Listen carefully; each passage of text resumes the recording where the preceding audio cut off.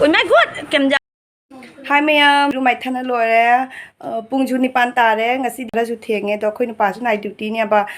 mak te pung nipan makhai gi do halakani hanaina poda asige siga pholang da to do adu gi do lokthok tra ba ju phajaba du ga nei num thamme ba do bebi kui kari ka paisa tinge napsan gi bani ne adu lokthok poda pamu ra ba du ai gi khon ji huji phawa tari ba ko du mai na ngasi do haidi adum chawra pa blog ama sema kai na khali ne ba aina na han lagi poda le rak tra ne adu gi poda na aina tang ture do tu bodo mayam de jeng han bangam hodre do hoji jeng hala kya ba ina kamaina turi nga mong do hoji jeng hala kya ba ko jeng se siga lai ra asian na salam ma se sai ji na sala gya ba sai to ra yes maina na sala ba asiya ma ga sona ma ka si jopi phu ba di jai ba ko do ina jopi da phuning dra ba mandir ji ga ne siga lai re poda do si poda je shudri ba ne tu na ina makha da dun thami ba asi je ma poda se rak si di si gaina si bok tania ba oi ri bane to ina si gi se sum sangal la ba ko asi si na ina sumaina dum sumaina ko thalak to ine ba adu maraki turi ba mo se asi gi se je mo lonari ba phi je ura me am se lonari ba phi se sudo ga si lai gi pi ni ma pan da phau ko do nuai ta da na ne ina si da dum phau jal le ba si je mo me am asi gi dup si je mo nahan jiri degi ko do chala ko dane pora pania ba aina tap ki bane lupa chahung gi du ne ba si packet jangai pi ba ke taru ne ba lupa chahung gi du ne ba si jam manam nu si me The next day. au je la ki thara ne ba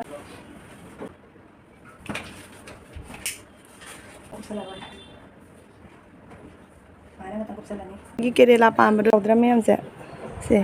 kerela do dai stem ju lai ra ba ji ma thang da smi am pa le ko si ka su jali ba miyam la je pan gi kai khang da bi ja la khang de kyam jam na pan no ji ai nga motor ting ga miya bane ko adu motor do to ga si ngau tho ke ba ani ga he kya ba ama ka don na sang na khang so ba si ga chom thara je si asi oi na he kya ba ani na tra di sak yang chara phar ro to ma si ma ngau do ba jam chawi ai si ting jala ma bane ba ngarang thang da ne ai di shop su yom pa me ba ko adu ga si na mo alu ke tang hap ngau tho ne ba ne ta hoji breakfast sa dri breakfast ta ur ne le re sagom do amul gold ne ba to si ga cha tha ga le sa si jam ha una lon na thakning ba do mi sing do ra ga di si gi amul ta ja se na ta su amul gul do angale amul ta jana tu jong ka blue color gen ko thok tra ne adu gi tu no su jai ba ko to samana bane ba kung ma do jam na kung ba du ga happy bane ko every day o su jai du ko so asigi sangom na ha bi hem bane du ga ma ki ha ko da ma chani si samana lai re ba ko adu ga siga long lai re do gi asina gulmoris lai re asina tespata do mana mani ka apsa le asina ilaichi lai re do siga sing lai ra ba ko asi sing jap chal ga ngam tang lo la ga thak pi wa ma yam se am ha bane ba ko jengo aise hapsal le aba mai je kle khale gara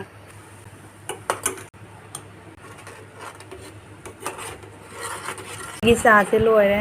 jengo cha se sing hai ra ke ko ma chu je ba je jeng me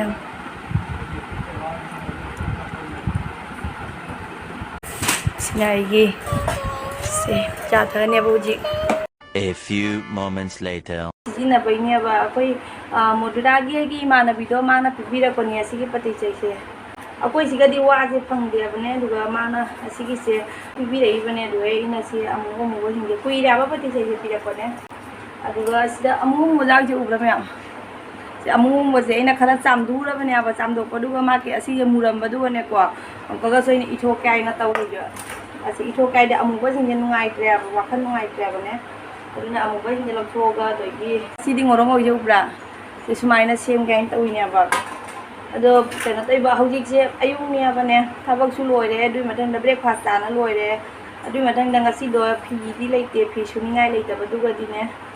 aina dum candle na dum than na hona ba do candle jam chang ne ba ne no ma da candle taruk chang ne mamang da so ai dum pati chai na tha le ba ne do pati chai do loi tho ga re adui mathang da nu ta na ko na tau gi ba du di it pa je sungam ngam da re ba ne na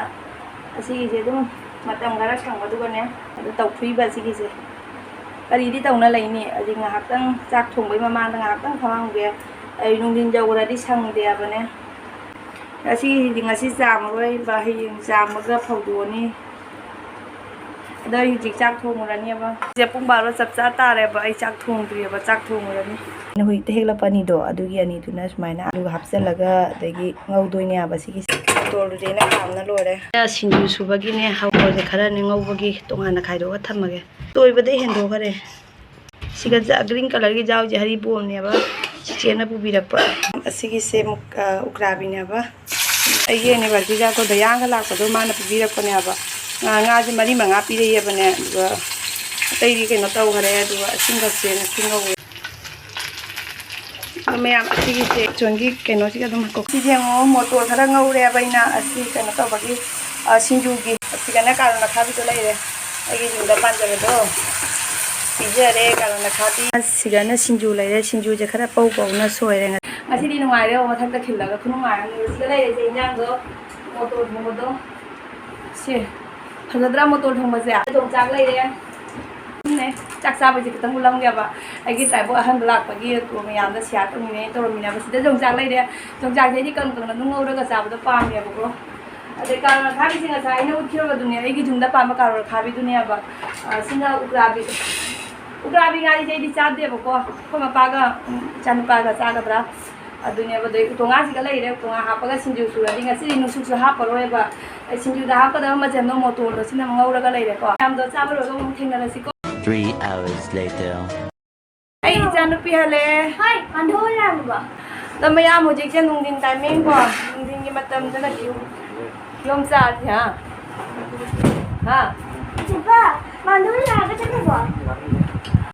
ꯀꯤꯍꯣꯝꯁꯦ ꯁꯦꯝꯕ ꯑꯩ ꯍꯩꯇꯕꯅꯦꯕꯀꯣ ꯁꯪꯉꯤꯅꯦ ꯀꯤꯍꯣꯝꯁꯦ ꯑꯁꯤ ꯖꯨꯔꯥꯗ ꯂꯨꯄꯥ 50 ꯄꯤꯔꯛꯑꯦ ꯀꯤꯍꯣꯝꯁꯦ ꯑꯩ ꯁꯦꯝꯕ ꯍꯩꯇꯕꯅꯤ ꯁꯣꯏꯕ ꯍꯩꯇꯕꯅꯦꯕ ꯃꯌꯥꯝ ꯅꯣꯡꯅꯔꯛꯀꯅꯨ ꯑꯩ ꯍꯩꯇ꯭ꯔꯦ ꯍꯧꯖꯤꯛ ꯄꯨꯡꯁꯦ ꯁꯨꯃꯥꯏꯅ ꯇꯧꯔꯒ ꯅꯠꯇ꯭ꯔꯗꯤ ꯑꯩꯉꯣꯟꯗ ꯑꯣꯏꯁꯜꯂꯔꯣꯏ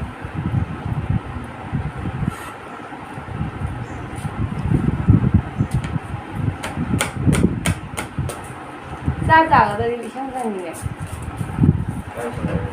ꯁꯪꯉꯤꯗꯨꯗꯤ ꯑꯩ ꯍꯩꯇ꯭ꯔꯦ ꯁꯣꯏꯕ ꯀꯃꯥꯏꯅ ꯁꯣꯏꯗꯣꯏꯅꯣ ꯈꯪꯗꯦ ꯁꯣꯔꯤꯅ ꯁꯣꯏꯕ ꯑꯩ ꯍꯩꯇꯦꯕ ꯑꯗꯨꯅ ꯉꯥꯁꯦꯝ ꯊꯥꯡꯅ ꯁꯣꯏꯔꯤꯕ ꯅꯨꯕ ꯑꯁꯤꯗꯤ ꯊꯨꯝꯒ ꯃꯣꯔꯣꯛꯀ ꯇꯧꯔꯒ ꯆꯥꯗꯣꯏꯅꯦꯕ ꯑꯩ ꯀꯤꯍꯣꯝꯁꯦ ꯁꯣꯏꯔꯣꯏꯔ ꯑꯣꯏꯅ ꯎꯠꯂꯛꯑꯒꯦ ꯑꯩ ꯉꯝꯗꯧ ꯃꯥꯟꯗꯦ ꯌꯥꯝ ꯋꯥꯅ ꯂꯣꯏꯔꯦ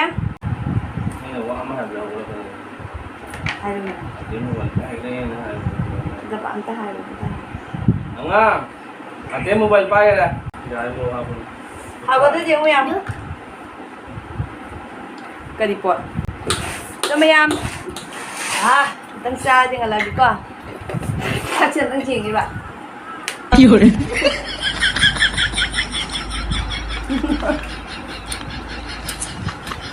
ꯊꯨꯝ ꯆꯝꯃꯦ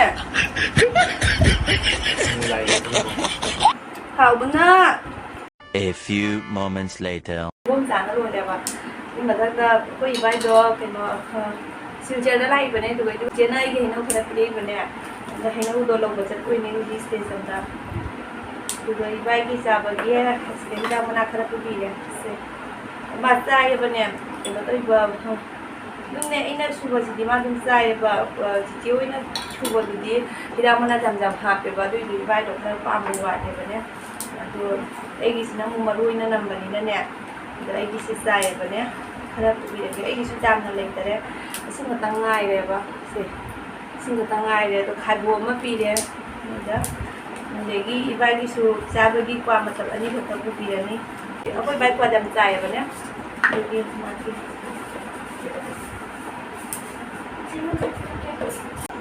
ꯍꯣꯡꯒ ꯄꯨꯔꯤ ꯀꯣꯡꯉꯥꯎ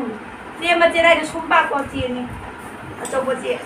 ꯌꯥꯝ ꯀꯩꯅꯣ ꯍꯥꯞꯄꯒꯤ ꯀꯨꯏꯅꯦꯕ ꯅꯣꯏ ꯏꯁꯤꯡꯗꯣ ꯕꯥꯀꯦꯠꯇꯣ ꯁꯤꯟꯇꯦꯛꯁꯇꯣ ꯊꯟꯕ꯭ꯔꯗꯤ ꯑꯃꯨꯛ ꯑꯝꯇ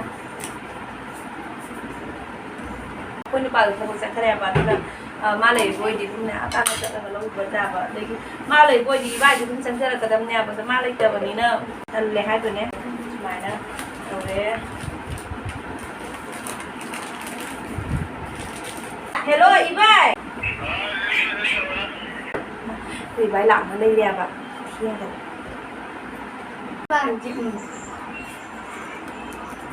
ꯑꯩ ꯀ꯭ꯋꯥ ꯆꯥꯔꯦ ꯑꯗꯣ ꯑꯩ ꯀ꯭ꯋꯥ ꯃꯇꯝ ꯍꯩ ꯍꯥꯏꯒꯦꯂꯒ ꯁꯤ ꯄꯨꯔꯒ ꯂꯥꯛꯑꯦ ꯑꯩꯈꯣꯏꯁꯦ ꯁ꯭ꯇꯦꯁꯟꯗꯣ minute 5 mình mà ngao rồi khá là hết là tiền nhẹ cái này bảo cái này nè cái nó bị đâm mẹ hay nó bị đâm mẹ lúc mà nè mà cái nó tàu đấy mà lạc nó lên là mẹ bảo sai rồi chứ cái này station đấy cái mà ao khát trong cả khát là mẹ được ai station ta nó sẽ luôn đây lão nè dừng tay lại dừng vào đây à bên cái gì cả khát là cái củ am như vậy bây giờ cái con này chị Jen nó cây bì nó đi không đẹp quá mà ô cứ ra làm gì rồi đi nè xin ta nè chị Jen này cái tiffin nó mà bù kia bạc quá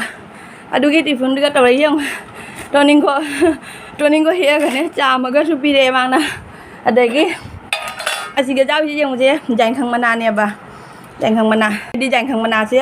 cái nó cái mè là cái alu cái mè là cái chả bây giờ hào đi bà đó ai bảo bà đu cái này BB đấy bà để cái chỉ cầnตัวนี้เขาเลยแต่ก็เลยขมานคือเขาจะเอาประมาณเลยเลยขมานจะมันนี่เอาเลยดูโดยcái nồi chú giàu đấy pe lúc chú giàu đấy mày àดูpe lúc ubra cái đây bị pe đấy hàng đi mùng bàng mà tao là cái coi cái đây bị cái sẽ giàu là cái gì mùng bàng nó đi khăng được qua